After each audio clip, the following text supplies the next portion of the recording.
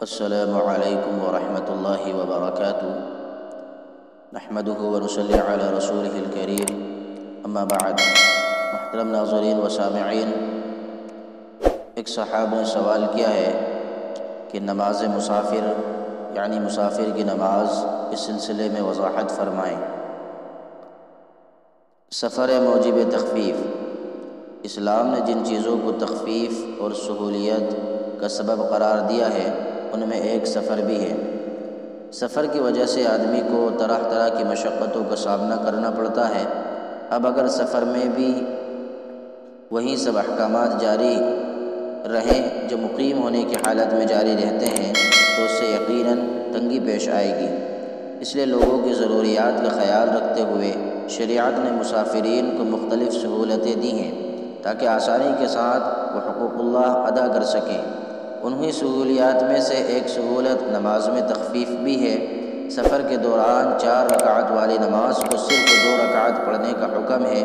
قرآن پاک میں اللہ تعالیٰ نے ارشاد فرمایا وَإِذَا ضَرَبْتُمْ فِي الْأَرْضِ فَلَيْسَ عَلَيْكُمْ جُنَاحٌ أَن تَقْصُرُوا مِنَ الصَّلَاةِ، سورہ نساء۔ اور جب تم زمین میں سفر کرو تو تم پر کوئی حرج نہیں ہے اس بات میں کہ نماز میں قصر کرو۔ حنفیہ کے نزدیک یہ قصر کرنا صرف مباح ہی نہیں بلکہ واجب ہے، حتیٰ کہ اگر کوئی مسافر 2 کے بجائے 4 فرض ادا کر لے تو وہ گنہگار ہوگا اور بعض صورتوں میں اس کی نماز بھی واجب الاعادہ ہوگی۔ قصر نمازیں۔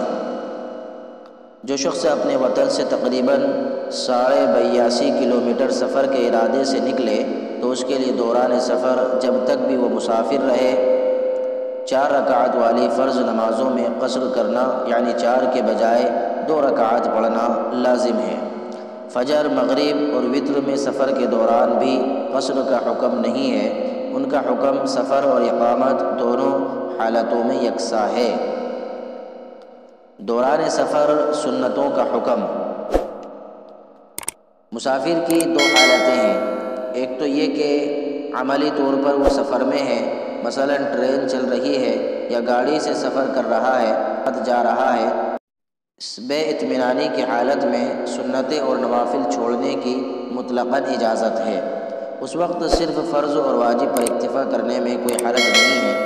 دوسرا یہ کہ مسافر تو ہے مگر بے اطمینانی میں نہیں ہے اور نہ کوئی آگے سفر کی جلدی ہے، مثلا کسی جگہ 15 دن سے کم کا قیام ہے تو اس اطمینان والی حالت میں افضل ہے کہ سنتیں ادا کر لی جائیں اور محض سستی کی وجہ سے انہیں نہ چھوڑا جائے۔ بالخصوص سنن مؤکدہ کا اہتمام رکھا جائے اور سفر میں سنتوں کے اندر کوئی قصر نہیں ہے، یعنی یہ نہیں کہ سفر کی وجہ سے 4 رکعت والی سنتیں 2 رکعت رہ جائیں بلکہ وہ بہرحال پوری ہی پڑھی جائے گی۔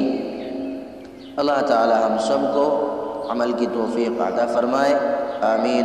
فقط واللہ تعالی اعلم۔ دینی مسائل اور ان کا حل، صفحہ نمبر 128۔